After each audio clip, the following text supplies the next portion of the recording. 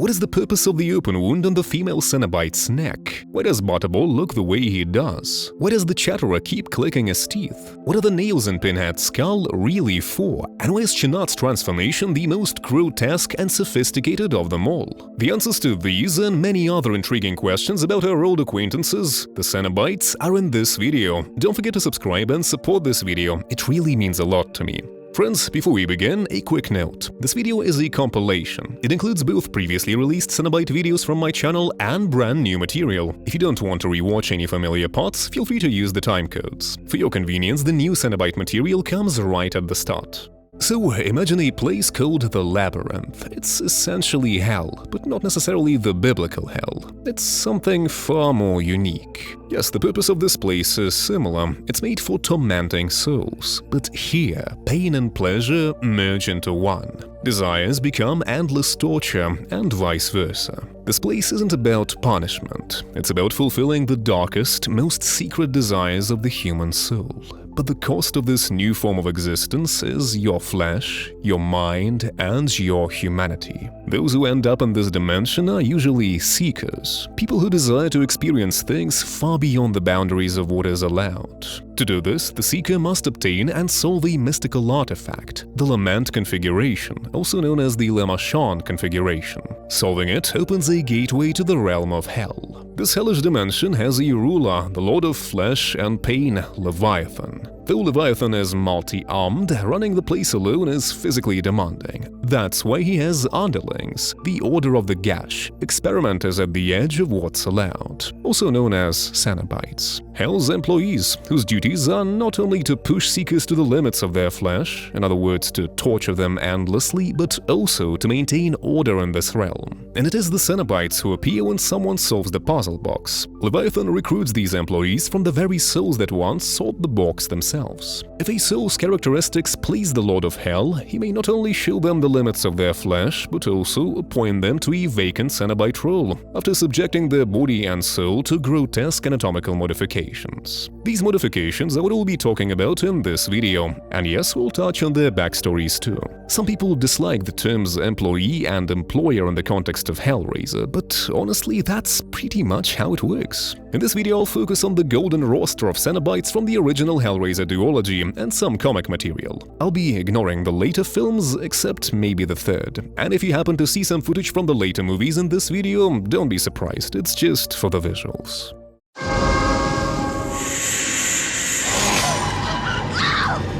Butterball. He was always insatiable, not out of need but by nature. In life, Laszlo suffered from gluttony, yet he kept overindulging, not just in food, but in perversions and pleasures that wrecked both his body and soul. He was aware of how disgusting he had become. He knew he was wasting his life, but he couldn't stop. And after he opened the Lament configuration, he was granted an eternal feast. A feast of pain that not only satisfies hunger, but teaches. Thus, Butterball was born, a body-positive and silent Cenobite whose own gluttony led him to hell. Interestingly, the early script for the first film did give Butterball lines, but due to the complexity of his makeup, those lines were given to the female Cenobite instead. However, in some comics, Butterball is quite chatty, with a taste for dark humor. His nickname literally reflects the main modification his body underwent in the hands of Hell's engineer. He really does look as though every bit of fat in his body was rendered into a substance resembling grease. Most likely this grease was injected under his skin, maybe only in his head. Having that much foreign matter under the skin doesn't just change your appearance, it causes chronic pain, which of course is something a Cenobite welcomes. Butterball's eyes are sewn shut, and yet, like the Chatterer, he navigates just fine, probably by sensing fear. It's possible he no longer has eyeballs at all, perhaps a side effect of the grease injections. If the substance was injected not just under the skin but deep into the tissue, it could have pushed his eyes out of their sockets. In some shots, the makeup suggests that his ears, specifically their internal structure, were damaged as well. We see blood trickling from them, again a sign that the injected material is harming his internal tissues. Nevertheless, Butterball has a sense of style. Like all Cenobites, he hides his sewn eyes under dark sunglasses. Some Some believe the arms of the glossus pierce skin in the area where his ears melted from the subcutaneous grease, but that's debatable. And the open wound on Butterball's body is the largest among all the Cenobites. His abdominal wall is torn open and stretched with hooks. In this case, it might not be just a sign of masochism, it could serve a practical purpose. Butterball's teeth are sharpened, probably so he can bite chunks out of his tormented victims. But since he no longer does this for the nourishment and only for torment, his digestive system is likely atrophied. Cenobites, after all, feed on suffering. So through this wound, he might retrieve the pieces he bites off others. But that's just my theory. One way or another, Butterball is still the living embodiment of gluttony. I know another guy who consumes a ridiculous amount of calories, but in his case, it actually works. That guy is Guru, the standout anti-hero from the One Punch Man manga and anime, and I've put together a 30-minute video breaking down his physical transformations in detail. You'll find this video on my second channel. There's a link in the description and at the end of this one. Friends, please support the video with your views, likes and comments. It's feeling very lonely without you. So soon, are you? The female Cenobite. She was once a nun known in life as Sister Nicoletta. She was meant to serve God, live in humility and resist temptation. But there was always a pull inside her, not toward holiness, but toward sin, especially the kind intertwined with lust. Forbidden desires didn't just intrigue her, they consumed her. She didn't think about prayers, she fantasized about surrendering to temptation completely. One day, she met a man seeking shelter. He sensed the fire of desire behind her moral facade and gifted her the puzzle box, the lament configuration. Driven by curiosity, Nicoletta opened it. What happened next, you already know. She was taken to hell. To say it was punishment for her would be inaccurate. It was what she'd been seeking, a world without restrictions where pain and pleasure merge into one. In a way, she could now truly be herself, the female Cenobite, who may well be Pinhead's right hand, even though she sometimes acts with undisciplined autonomy. Her most iconic visual trait is the open wound on her neck, just like the Chatter's, stretched open with wire to prevent healing. That wound is an erogenous zone for her, as clearly seen in some scenes. She adores pain, possibly even more than her fellow Cenobites. She's even hooked butcher's knives to her lower abdomen to feel pain while inflicting it on others. Pinhead, by the way, did something similar. From the structure of the wireframe holding her wound open, we can tell she experiences intense pain when turning her head. Additional pain likely comes from the cheek areas, which are also laced with wire. But since there's no visible blood there, she probably hasn't moved her head in a long time. Another signature feature is her unnaturally low voice for a female. This might result from trauma to her throat and vocal cords. Such damage would reduce elasticity and affect sound production, making her voice hoarse and rough. Yes, there are female Cenobites a way of expressing emotion, specifically the anticipation of others' suffering. That makes her somewhat similar to the Chatterer. It seems that this rasp comes directly from the wound, escaping along with the breath, and it likely does. That wound may function as a paraverbal organ for her. And let me remind you, Leviathan or his high-ranking aides don't transform new Cenobites with a snap of the fingers or tentacles. They perform actual surgical procedures. Sure, supernatural elements are involved, but there's a real physical transformation. We'll dive deeper into this when we cover the headline Cenobite. That's to say, Nicoletta's other bodily changes have some kind of biological basis. In her case, though, they weren't just surgical. The transformation affected her on a genetic level. How do I know? Because her hair loss looks like an unintended side effect. You can still see sparse remnants of her original hair, which usually suggests tampering with the body's biochemistry. Leviathan is an artist. Through genetic modification, he aimed to reshape her skull and change her skin color, by means very different from what we'll later see with Channard. Apparently, he wanted her to resemble an alien, and he more or less succeeded. From a semi-scientific perspective, Hal's engineer could have reactivated embryonic genes responsible for skeletal development and reprogrammed those controlling skin pigmentation. To make her skin even paler, gene editing could have pushed her blood vessels deeper beneath the surface, resulting in reduced blood flow to her scalp and thus hair loss.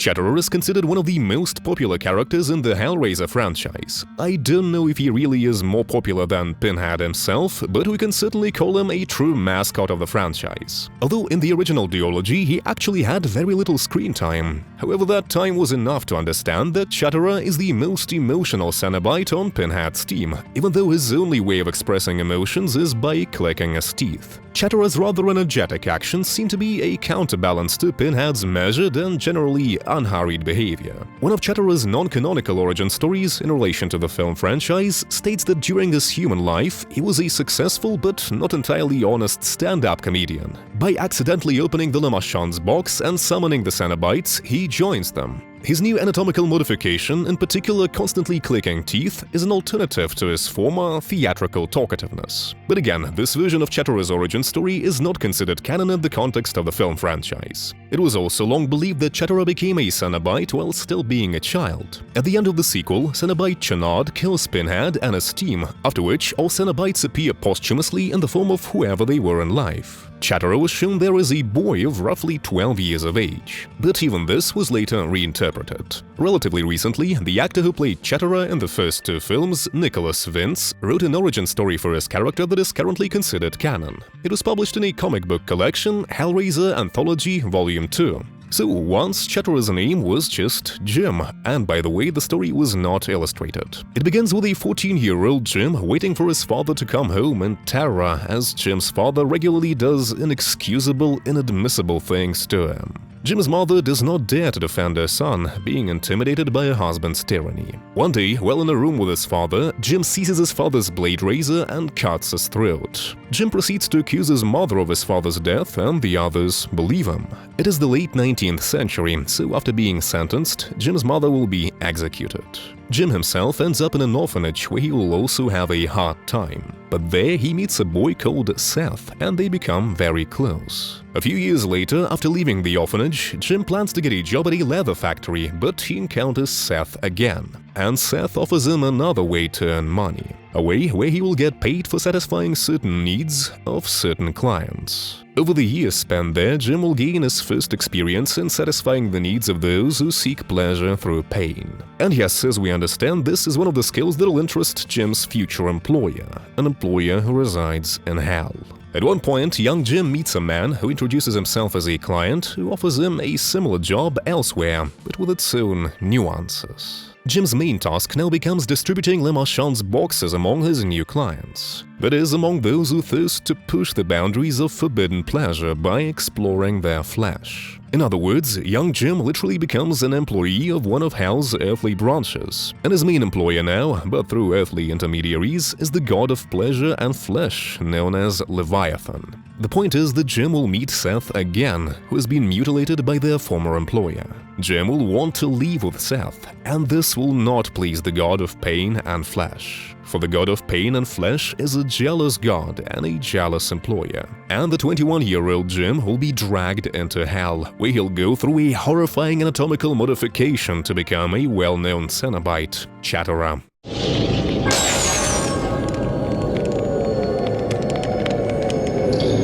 What's particularly important in Chatterer's origin is that his transformation into a Cenobite was both a gift and a punishment from the perspective of the god of flesh. The thing is, for many years, deep down, Jim dreamed of being disfigured, so that those around him would learn to value him not for his appearance, but for what he truly is. And there is no doubt Leviathan granted him precisely this. But there was also punishment for making the god of flesh doubt his loyalty because of his desire to leave with Seth. Therefore, Jim's hellish employer deprives him of his eyes and ears. He takes away his ability to enjoy beauty. Yes, keeping in mind that Cenobites have their own understanding of beauty.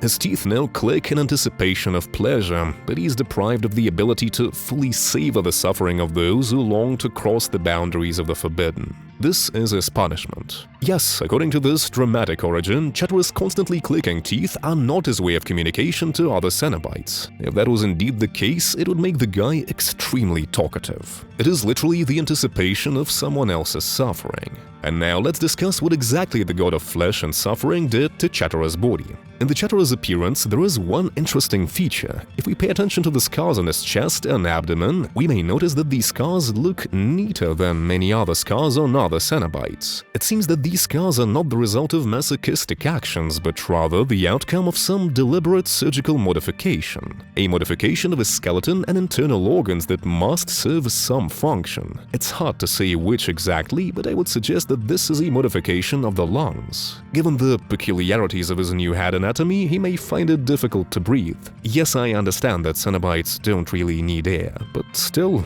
why not? However, the scar on his neck looks more unsightly and messy. Perhaps through this wound his vocal cords were brutally removed so that nothing would distract him from clicking his teeth. Now, of course, let's take a closer look at his famous head. There we see signs of constant masochism, which is characteristic of all Cenobites. The tissue around his teeth, actually his lips, is pulled to the sides with several pieces of wire. They are pulled back in an anatomically unnatural and traumatic way.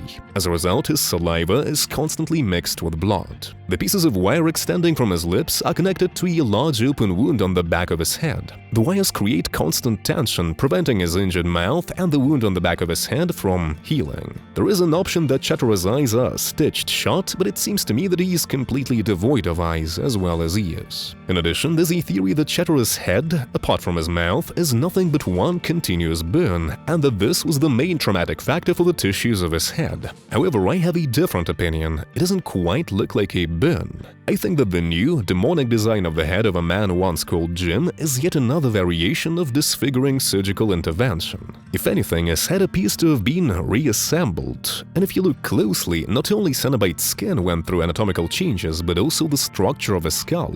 This is unlikely to be caused by burns. Interestingly, when looking at Chatterer from the side, you can see that his face retains the outline of his former nose, through which he can no longer breathe. This nose is now one with his upper, mutilated lip. This again suggests that Chatterer's demonic design is the result of a disfiguring plastic surgery performed in hell. Yes, I understand that there are some constraints, such as the way actors put makeup on, but we assess what we see in the theater version. The same constraints of makeup also affected the fact that suddenly, during the sequel, Chatterer's appearance changes. Now he has eyes. This is explained by the fact that it was difficult for the actor to work in a mask without eyes. This was also given an artistic explanation. At one point, the ruler of hell decided that Chatterer deserved his eyes. However, Chatterer's new makeup radically changes his design. He no longer resembles a once mutilated human, but rather some kind of an alien, a lizard-like humanoid. This is something I, as a viewer, do not like at all.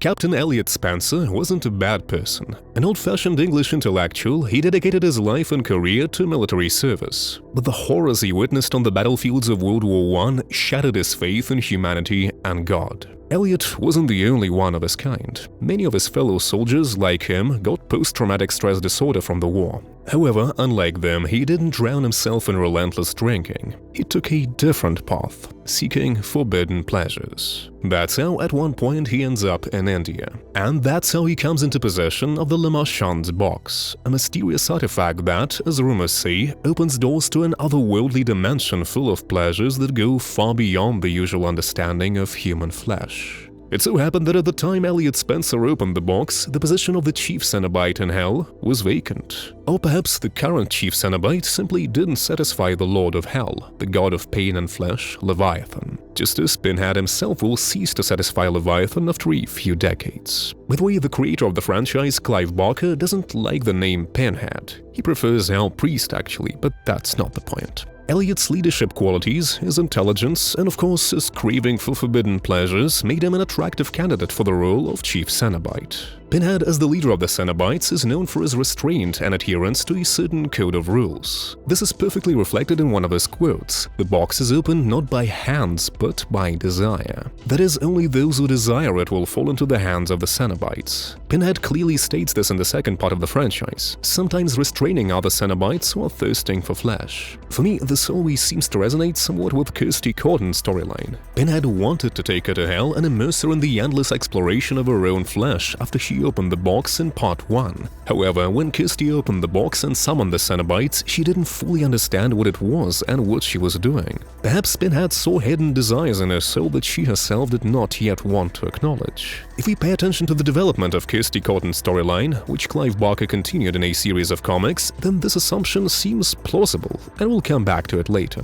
Speaking of Hellraiser duology, or even trilogy, without considering the following parts, the motive for Leviathan to create a new powerful Channard Cenobite was his dissatisfaction with Pinhead. Quite a simple motive. Pinhead's code of rules did not allow for bringing enough souls to hell to torment them. Pinhead was too picky in choosing both souls and their true, deep desires. Meanwhile, Channard had a passion for sadism from childhood. Therefore, Leviathan endowed Channard with power that exceeded Pinhead's. In addition, Kirsty was able to awaken memories of their human lives in Pinhead and other Cenobites, which made them defend Kirsty and Tiffany. From Leviathan's perspective as Hell's employer, this was an unacceptable trait for Cenobites, and Leviathan uses Channard to kill Pinhead and his entire team. After that, the sinister and human sides of Pinhead were split into 2 parts. This will be the focus of the plot in part 3. So let's talk about what Hell did to Elliot Spencer's body during his transformation into the Supreme Cenobite.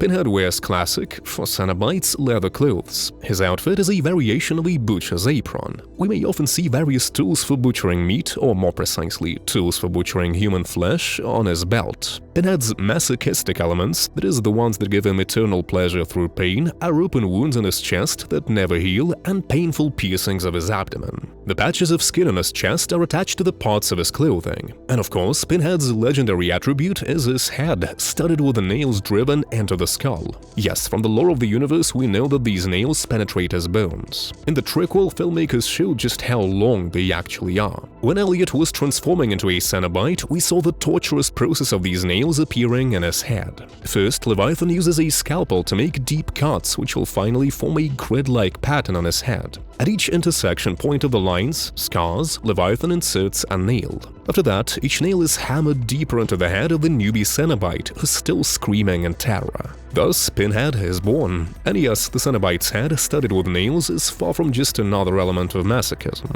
The main secret of Pinhead's power lies in these nails. They are his strength. It's not without reason that when Leviathan kills Pinhead in part 2, using Channard, he first strips him of his pins, meaning his power, and only then kills him.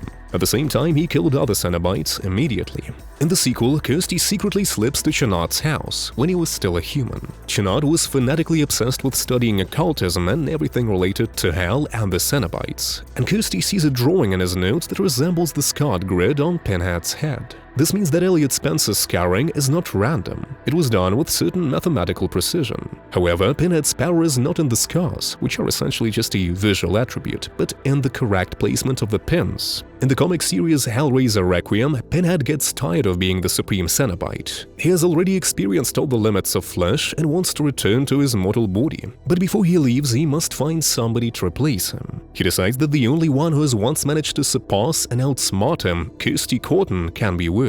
Not being above tricks and manipulation, he convinces Kirsty to become Hell's superior priestess. She will eventually agree. First, Pinhead scalps Kirsty, then it's her turn. Slowly and painfully, using pliers, she begins to remove the nails from Pinhead's head, taking his power for herself. Soon Leviathan will appear and hammer these nails into Kirsty's head instead. Oh, no tears, please. It's a waste of good suffering. In Hellraiser Bestiary, there is also an interesting story related to Pinhead's pins. At one point, someone opened Le Marchand's box and summoned Pinhead. But it was a trap. A group of mercenaries catches Pinhead off guard, trapping him in a cage and paralyzing his powers using some sort of a church relic. They shoot him with automatic weapons and make it clear that they came for his pins. Apparently, some client pays them $100,000 per piece. That is, they're going to remove all the pins from his head. However, Pinhead asks them just one thing: to prolong his suffering. They're unable to remove the pins with pliers. One mercenary suggests trying to carve them out instead, and it works out well. There are a total of 138 pins, and the mercenaries can almost feel their wealth. Along the way, we learn that the action takes place in Vatican and that the client is a cardinal. Finally, the mercenaries set mutilated Pinhead afire and leave, heading to meet their client. But even in flames, Pinhead still has the strength to break free from his chains by breaking his arm, stand up, and go after the poachers. That's what he calls them.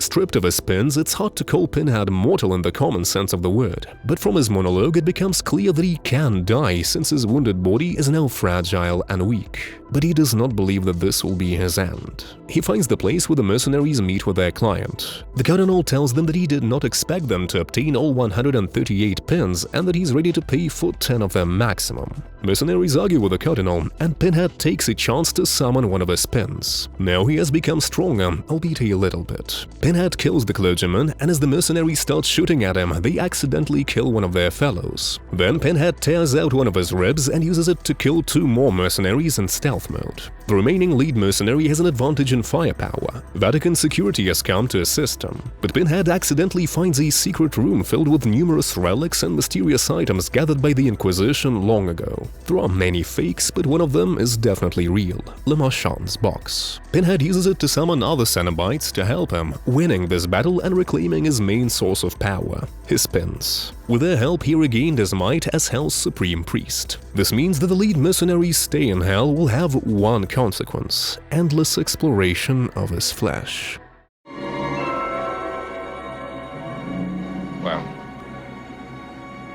Well. Dr. Philip Channard is a brilliant but deeply obsessed neurosurgeon who specializes in studying the brain, disorders of consciousness, and psychiatric conditions. He runs his own institution, the Channard Institute of Psychiatry, where, alongside traditional treatment, he conducts highly questionable experiments on patients. The patients, secretly locked in the lowest levels of his institute, served as disposable material, human meat, for the nightmarish rituals that both terrified and fascinated him. One day, he obtains a blood-soaked mattress, formerly belonging to Julia, Frank Cotton's lover, who followed him into Hell. Channard knows this mattress is more than a crime scene artifact. It's a gateway through which Julia's soul can return to the world of the living and reclaim a physical form. But for this to happen, a catalyst is needed, another person's blood. So Channard uses one of his lower-level patients for this purpose. The ritual works. Julia comes back, skinless, reborn. But Julia didn't return to escape Hell like Frank once did. She still serves the god of pain and flesh, Leviathan.